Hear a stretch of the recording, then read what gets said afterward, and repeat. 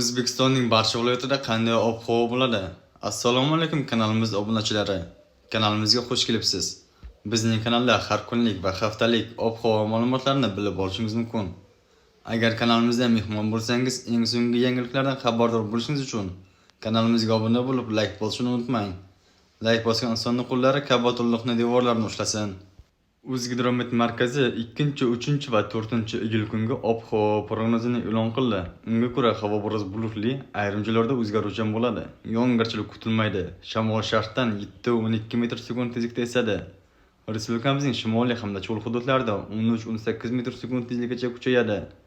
3-iyulda ayrim joylarda 20-22 metr/s tezlikgacha kuchayishi, chang to'zonlar bilan kuzatilishi mumkin.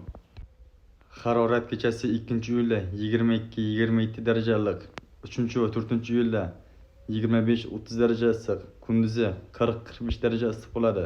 O'zingizni asrang, xayr, salomat bo'ling.